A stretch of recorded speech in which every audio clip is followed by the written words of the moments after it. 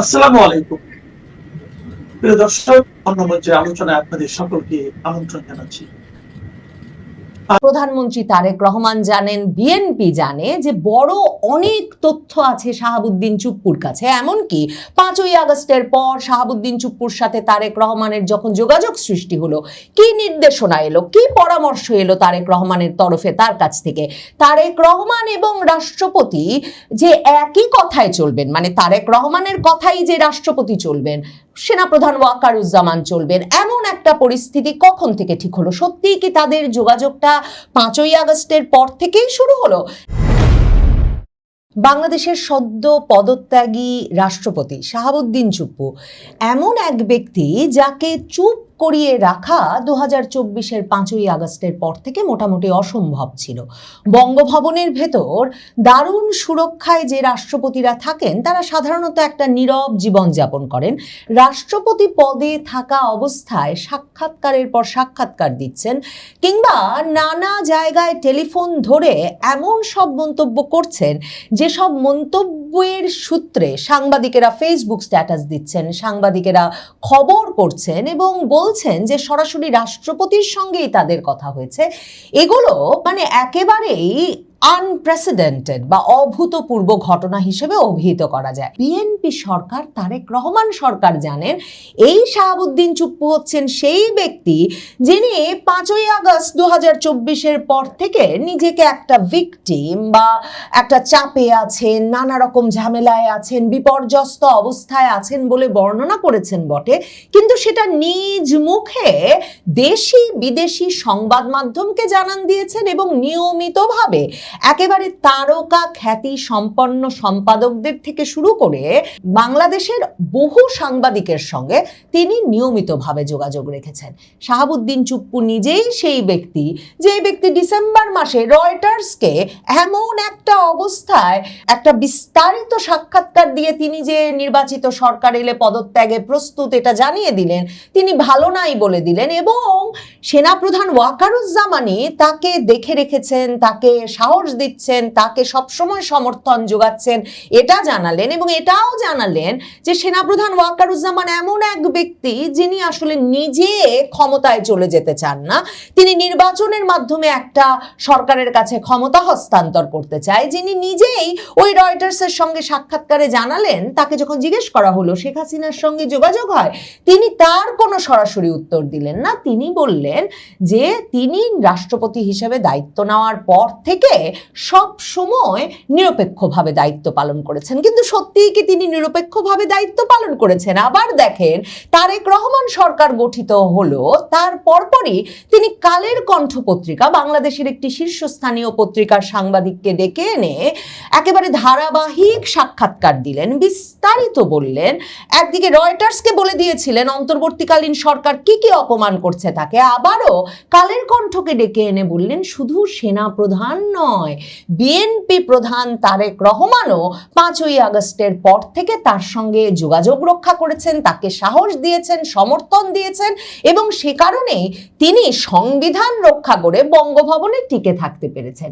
কাজেই এই শাহাবুদ্দিন চুপ্পু আসলে এত কিছু জানেন, এত রকম ঘটনা প্রবাহ তিনি 2024-এর 5ই আগস্টের পর থেকে দেখেছেন এবং এতভাবে সংবিধান রক্ষার নামে সংবিধান লঙ্ঘনের ঘটনা ঘটেছে এই 5ই আগস্টের পর থেকে যাবৎকালে যে শাহাবুদ্দিন চুপ্পু যদি দেশি বিদেশি সাংবাদিকদের কাছে মুখ খোলেন, মানে তাকে গ্রেফতার করতে একদল আসছে, এমন একটা পরিস্থিতিতেই যে তিনি কোনো প্রথিতযশা সম্পাদক থেকে শুরু করে বিদেশি কোনো সংবাদ মাধ্যম কিংবা দেশের কোনো শীর্ষস্থানীয় সাংবাদিককে ফোন তুলে এমন কোনো সাক্ষাৎকার দিয়ে দেবেন না যে সাক্ষাৎকার এরপর ফেসবুক স্ট্যাটাস থেকে শুরু করে বলেছেন জানা যাচ্ছে হয়ে থাকতে পারে বলে থেকে শুরু করে নানা জনের ভাষ্যে একেবারে ঘরে ঘরে কানে কানে ছড়িয়ে যাবে।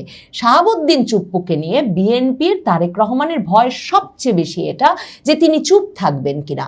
কারণ দেখেন কি ভয়াবহ চাপের সময়ে 2024-এর 5ই আগস্টের পর যখন শাহাবুদ্দিন চুপ্পু নিজ চোখে দেখেছেন এই হাসনাত সার্জিসেরা সুপ্রিম কোর্টের সামনে দাঁড়িয়ে আন্দোলন করে রীতিমতো ডেডলাইন দিয়ে প্রধান বিচারপতি থেকে শুরু করে হাইকোর্ট বিভাগ, আপিল বিভাগের সব বিচারপতি পাল্টে ফেলেছেন। সকল সচিব পর্যায় থেকে শুরু করে সরকারের সর্বোচ্চ পর্যায়ে জেলা প্রশাসন, উপজেলা প্রশাসনের পর্যন্ত খলনলচে পাল্টে দিয়েছেন এই তরুণেরা। এমন অবস্থায় শাহাবুদ্দিন চুপ্পু বঙ্গভবনে বসে ডেকে আনলেন কিনা মানব জমিন সম্পাদক মতিউর রহমানকে, এবং এখন পর্যন্ত সংবিধানের যে কোনো প্রশ্ন ওঠাতে হলে যেই প্রশ্নটি পুরো এই 2024-এর 5ই আগস্ট থেকে এখনকার প্রক্রিয়া পর্যন্ত সবকিছুকে প্রশ্নবিদ্ধ করে ফেলতে পারে, সেই প্রশ্নটি, সেই মৌলিক তথ্যটি তিনি জাতির উদ্দেশ্যে জানিয়ে দিলেন। তিনি নিজেই মুখে 6ই আগস্ট 3 বাহিনী প্রধানের সামনে বসে বলেছিলেন যে প্রধানমন্ত্রী পদত্যাগ করেছেন, তিনি পদত্যাগপত্র গ্রহণ করেছেন, অথচ অক্টোবরে এসে মানব জমিন সম্পাদককে জানিয়ে দিলেন শেখ হাসিনার পদত্যাগপত্র তিনি তো পানই নাই। তিনি মন্ত্রী পরিষদ সচিব সেনাপ্রধান ওয়াকারুজ্জামানকে জিজ্ঞেস করেছেন কারো কাছে শেখ হাসিনার কোনো পদত্যাগপত্র নাই। ওই পদত্যাগপত্র না থাকলে সংসদ ভাঙা হয় কি করে? সংসদ ভেঙে দেওয়ার আসলে কি তখন কোনো উপায় ছিল না?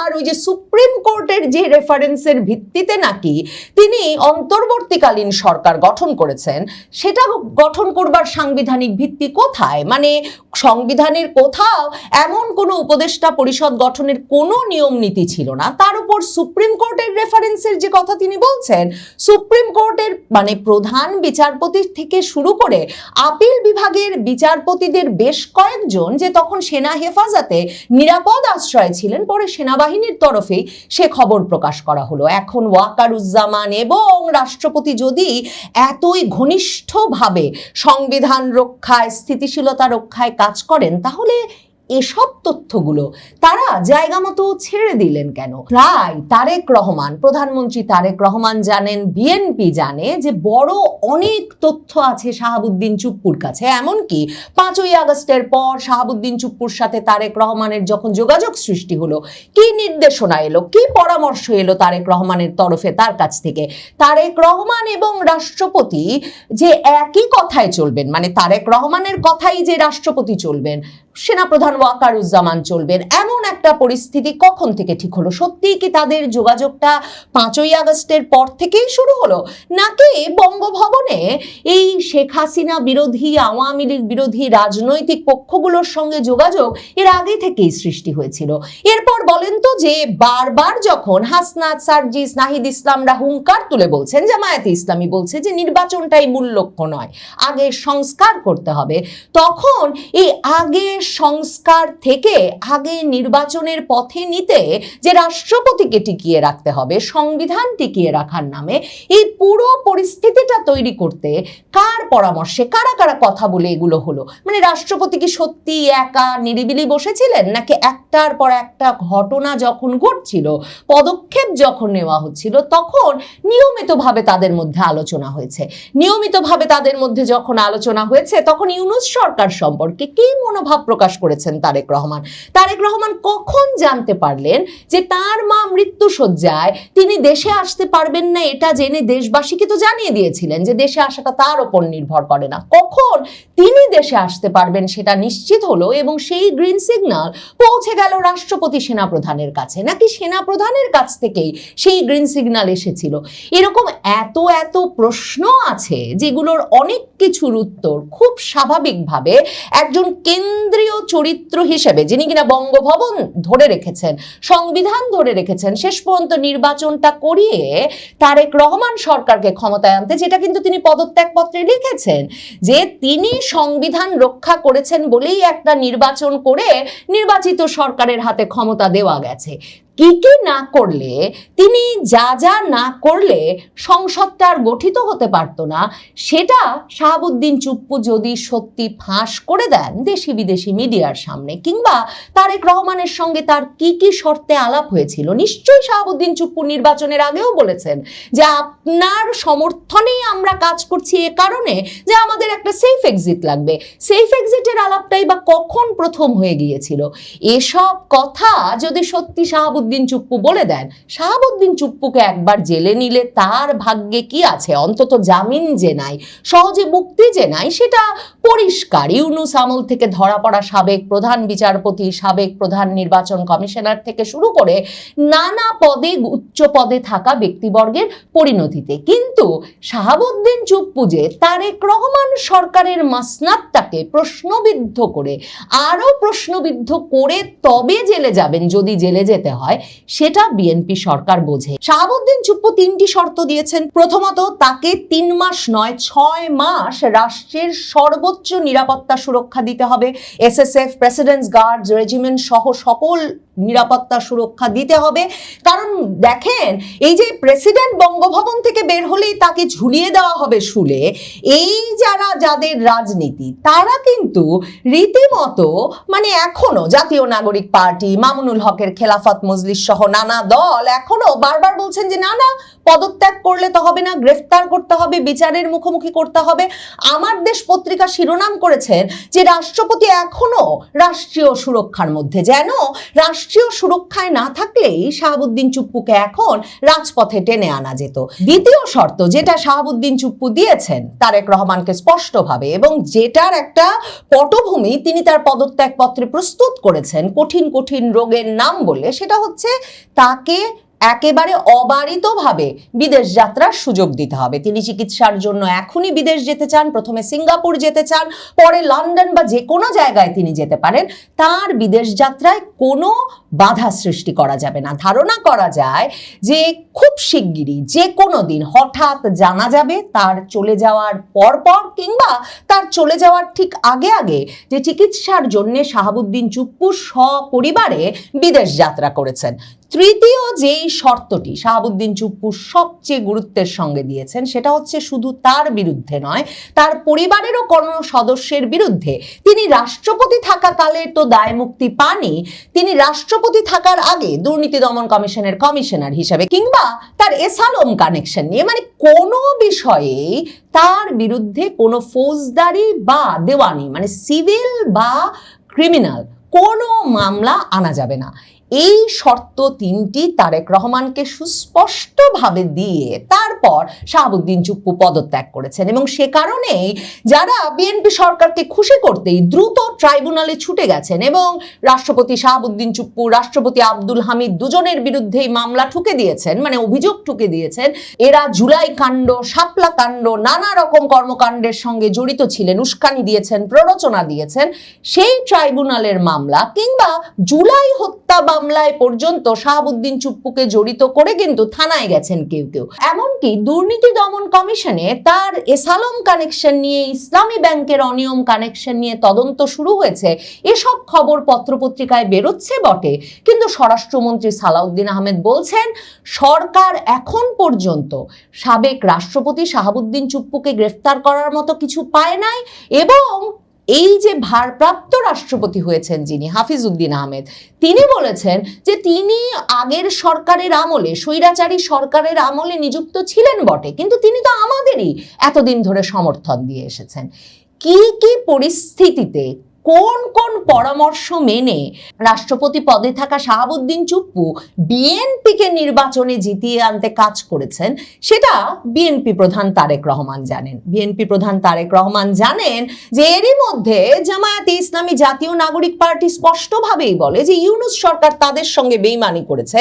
এই বিএনপিকে ক্ষমতায় আনতে তারা ভোট কারচুপি জালিয়াতিরও আশ্রয় নিয়েছে, কারণ অন্তর্বর্তীকালীন সরকারেরই এক উপদেষ্টা সৈয়দা রিজওয়ানা হাসান তো সংবাদ মাধ্যমে সাক্ষাৎকার দিয়েই বলেছেন যে তারা জামাতকে ঠেকিয়ে বিএনপিকে ক্ষমতায় আনতে সক্রিয় ভূমিকা পালন করেছেন।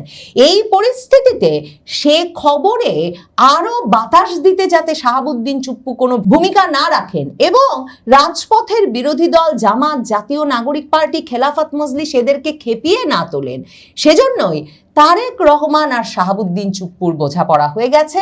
শাহাবুদ্দিন চুপ্পুকে খুব শিগগিরই বিদেশ যেতে দেওয়া হবে সপরিবারে চিকিৎসার স্বার্থে। তবে বিএনপি আর তারেক রহমানের সমালোচনা আছে, কাকে কখন কি কথা দেন আর কি কথার পরে বরখেলাপ করেন বলা মুশকিল। বিশেষভাবে ওয়াকারুজ্জামান যতক্ষণ আছেন সেনাপ্রধান, ততদিনের মধ্যে যদি শাহাবুদ্দিন চুপ্পু বেরিয়ে পড়তে না পারেন বিদেশের উদ্দেশ্যে, তাহলে তার আর দেশ ছাড়া হবে কিনা, জেল খাটা এড়ানো হবে কিনা তা বলা সত্যি মুশকিল।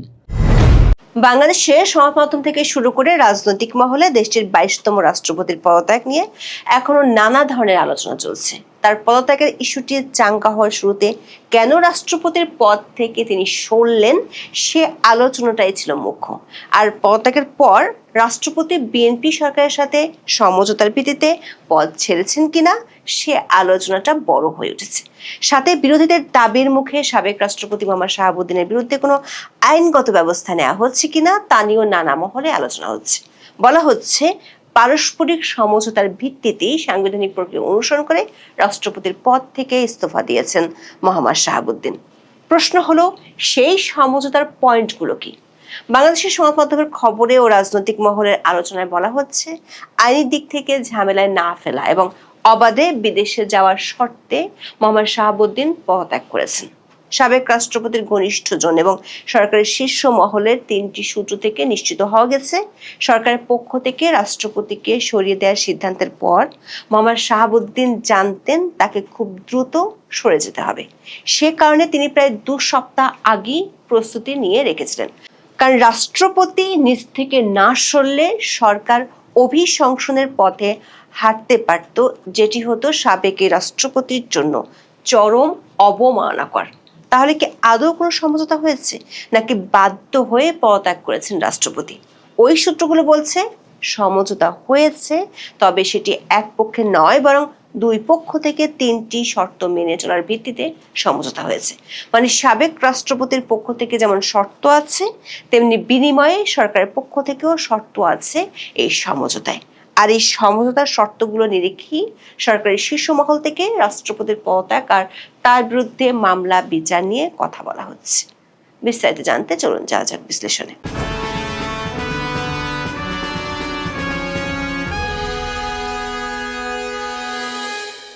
রাষ্ট্রপতির পদ থেকে পদত্যাগের একদিন পর 26শে জুলাই দুপুরে বঙ্গভবন ছেড়েছেন মোহাম্মদ শাহাবুদ্দিন। রোববার বেলা 2:25 সপরিবারে বঙ্গভবন ছাড়েন তিনি।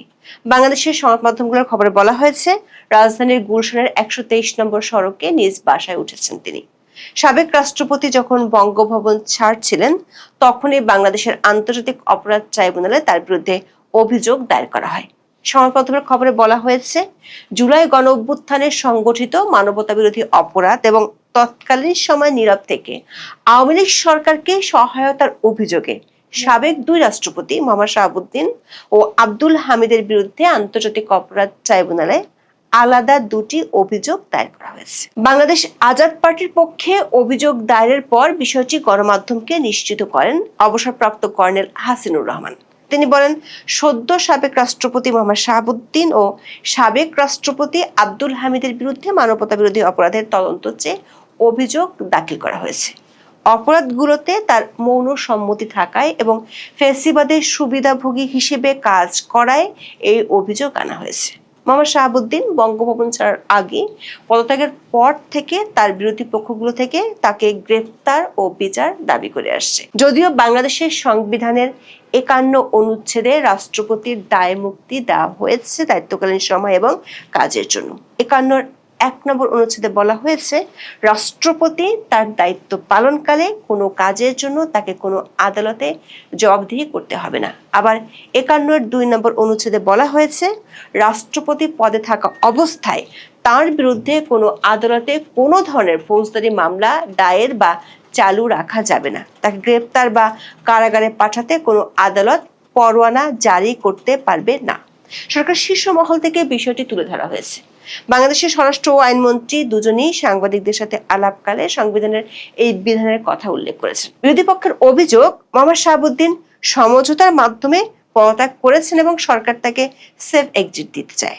টাইমস অফ বাংলাদেশের খবরে বলা হয়েছে, দেশে নিরাপদে চলাচল করতে পারা এবং বাধাহীনভাবে বিদেশ যাওয়ার নিশ্চয়তা পেয়ে পদত্যাগ করেছেন রাষ্ট্রপতি মোহাম্মদ শাহাবুদ্দিন। সরকারি দল বিএনপি শাহাবুদ্দিনের এই একটি শর্ত মেনে নিয়েছে। পত্রিকাটির খবরে বলা হয়েছে, রাষ্ট্রপতির দায়িত্ব পালনকালে সংবিধানের 51 অনুচ্ছেদ যে সুরক্ষা দিয়েছে সেটি তিনি পাবেন নিশ্চিতভাবেই। সাবেক রাষ্ট্রপতি এবং সরকারের শীর্ষ মহলের 3টি সূত্রে জানা গেছে শর্ত এক পক্ষ থেকে নয় বরং দুই পক্ষ থেকেই দেওয়া হয়েছে।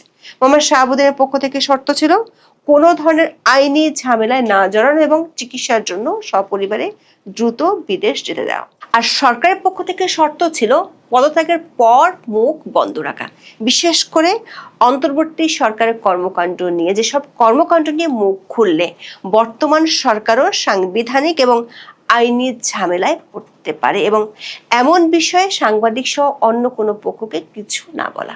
সূত্রগুলো বলছে, রাষ্ট্রপতি যদি সরকারের শীর্ষ মহলের দেওয়া শর্ত রাখেন তাহলে সরকারও তার বিরুদ্ধে রাষ্ট্রপতির দায়িত্ব পাওয়ার আগে এবং দায়িত্ব ছাড়ার পরের সময় কোনো কিছু নিয়ে আইনি জটিলতায় জড়াবে না।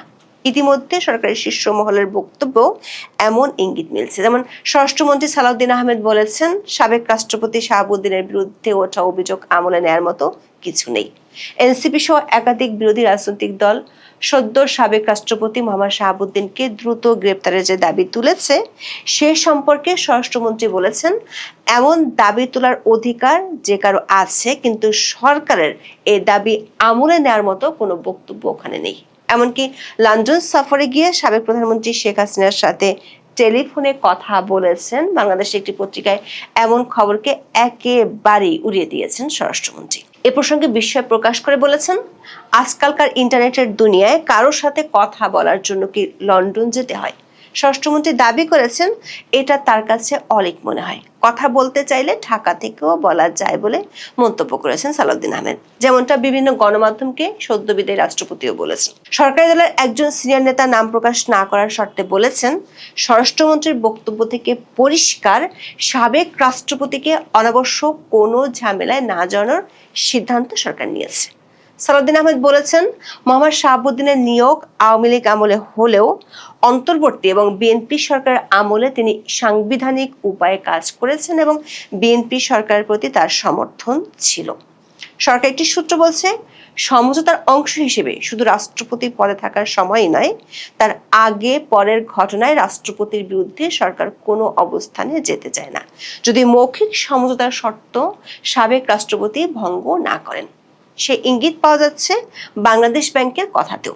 দৈনিক সমকালের খবরে বলা হয়েছে, রাষ্ট্রপতির পদ থেকে সদ্য পদত্যাগ করা মোহাম্মদ শাহাবুদ্দিনের বিরুদ্ধে কেন্দ্রীয় ব্যাংক আলাদা কোনো অনুসন্ধান চালাবে না, তবে তার বিরুদ্ধে নতুন করে কোনো তদন্ত না হলেও পুরনো কোনো ঘটনার সংশ্লিষ্টতা পাওয়া গেলে সে বিষয়ে সিদ্ধান্ত নেওয়া হবে। বাংলাদেশ ব্যাংকের মুখপাত্র ও নির্বাহী পরিচালক আরিফ হোসেন খান কথা বলেছেন।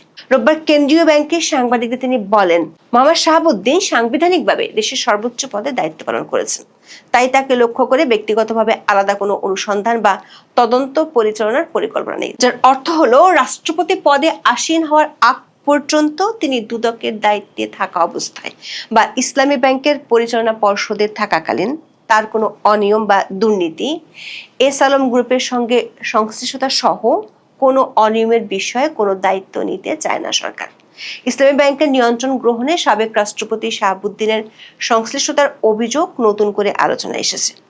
বাংলাদেশ ফাইন্যান্সিয়াল ইন্টেলিজেন্স ইউনিটের হাইকোর্টে দাখিল করা তদন্ত প্রতিবেদনে দাবি করা হয়েছে, 2017 সালে জেএমসি বিল্ডার্সের প্রতিনিধি হিসেবে তিনি ব্যাংকের পরিচালনা পর্ষদে যোগ দেন এবং পরে ভাইস চেয়ারম্যান নির্বাচিত হন। প্রতিবেদনে এস আলম গ্রুপের ব্যাংকটি নিয়ন্ত্রণ প্রতিষ্ঠা, শেয়ার জালিয়াতি, অর্থ আত্মসাৎ এবং অনিয়মিত ঋণ অনুমোদনের অভিযোগ তুলে ধরা হয়েছে। বিষয়টি বর্তমানে হাইকোর্টে বিচারাধীন রয়েছে এবং আগামী বুধবার শুনানির কথা রয়েছে।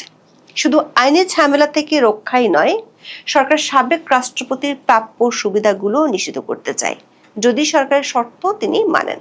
স্বরাষ্ট্রমন্ত্রী সালাউদ্দিন আহমেদ বলেছেন, বাংলাদেশের সংবিধানে রাষ্ট্রপতিকে বিশেষ সুবিধা দেওয়া হয়েছে, যার ফলে তার বিরুদ্ধে আদালতে ফৌজদারি আইনে মামলা করা যায় না। এছাড়া পদ ছেড়ে দেওয়ার পরও একটি নির্দিষ্ট সময় পর্যন্ত রাষ্ট্রপতিকে সুরক্ষা ও নিরাপত্তা দেওয়ার যে বিধান রয়েছে সেগুলো সরকার দেবে। রাষ্ট্রপতির ঘনিষ্ঠ দুটি সূত্র থেকে জানা গেছে, রাষ্ট্রপতির চিকিৎসার জন্য সপরিবারে বিদেশে যেতে চান। সম্মিলিত সামরিক হাসপাতালে এরই মধ্যে তার শারীরিক চেক আপ করা হয়েছে। জটিল রোগে আক্রান্ত হওয়ায় সম্মিলিত সামরিক হাসপাতাল থেকে তাকে বিদেশে চিকিৎসা নেওয়ার পরামর্শ দেওয়া হয়েছে। তার স্ত্রী রেবেকা সুলতানাও অসুস্থ, তাই স্ত্রীকে সঙ্গে নিয়ে চিকিৎসার উদ্দেশ্যে বিদেশে যাবেন তিনি। পদত্যাগপত্রে তিনি বেশ কয়েকটি জটিল রোগের কথা বলেছেন। সরকারের সূত্রগুলো বলছে সরকার রাষ্ট্রপতিকে বিদেশ যেতে দিতে রাজি, তবে সেক্ষেত্রে শর্ত আছে। শর্তটি হলো তিনি দেশে ও বিদেশে বর্তমান সরকারের জন্য বিব্রত হয় এমন কোনো কথা বলতে পারবেন না। মোহাম্মদ শাহাবুদ্দিন দুদকে থাকার সময় থেকেই তার সাথে সাংবাদিকদের ভালো সম্পর্ক, এই তথ্য সরকারের জানা আছে। সে কারণে এই শর্তটি রাষ্ট্রপতিকে দেওয়া হয়েছে। বিশেষ করে অন্তর্বর্তী সরকারের আমলের এমন কোনো তথ্য প্রকাশ করা যাবে না যেটি দিলে বর্তমান সরকারও সাংবিধানিক ও আইনগত জটিলতায় পড়তে পারে। বিদেশ পাড়ি দিয়ে যদি মোহাম্মদ শাহাবুদ্দিন সরকারের শর্ত ভঙ্গ করেন তাহলে কি হবে, এমন প্রশ্ন করা হয়েছিল সরকারের একজন শীর্ষ ব্যক্তির কাছে। নাম প্রকাশ না করার শর্তে তিনি বলেছেন ইতিমধ্যে তার বিরুদ্ধে যেসব অভিযোগ দায়ের আছে সেগুলো তখন চাঙ্গা হবে। আইনমন্ত্রী আসাদুজ্জামানের বক্তব্যেও এমন ইঙ্গিত পাওয়া যায়। তিনি 26শে জুলাই বলেছেন সাবেক রাষ্ট্রপতি নিয়ে সরকার সঠিক সময় সঠিক সিদ্ধান্ত নেবে। সরকার ওই সূত্রটি বলছে সরকার নিজের হাতে লাগাম ধরে রাখবে, সেটি হলো সাবেক রাষ্ট্রপতির পরিবারের সব সদস্য একসাথে বিদেশ যেতে পারবেন না। সাবেক রাষ্ট্রপতি যদি সরকার দেওয়া শর্ত ভঙ্গ করেন তাহলে সরকার চাইলে নানা উপায়ে তার বিরুদ্ধে ব্যবস্থা নিতে পারবে। একটি সূত্র বলছে আগামী মাসের শুরুর দিকে বা মাঝামাঝি সময় মোহাম্মদ শাহাবুদ্দিন স্ত্রীকে নিয়ে বিদেশে যেতে পারেন। সদ্য সাবেক রাষ্ট্রপতি মোহাম্মদ শাহাবুদ্দিনের দ্রুত দেশের বাইরে চলে যাওয়াকে নিরাপদ মনে করছে সরকারও। আওয়ামী লীগ আমলে নির্বাচিত সাবেক এই রাষ্ট্রপতিকে নিয়ে সরকারও ঝামেলা মুক্ত থাকতে চায় বলে বিদেশে পাঠিয়ে দিতে চায় সরকার। তবে সেক্ষেত্রে সুতো ছেড়ে দিলেও নাটাইয়ের লাগাম সরকার নিজের হাতে রেখেই তবে বিদেশ যাওয়ার অনুমতি দিবে, এমন মন্তব্য করেছেন বিএনপির এক শীর্ষ নেতা। এখন এ পর্যন্ত। সবাই ভালো থাকুন, সুস্থ থাকুন, নিরাপদে থাকুন। দেখা হবে আগামী পর্বে।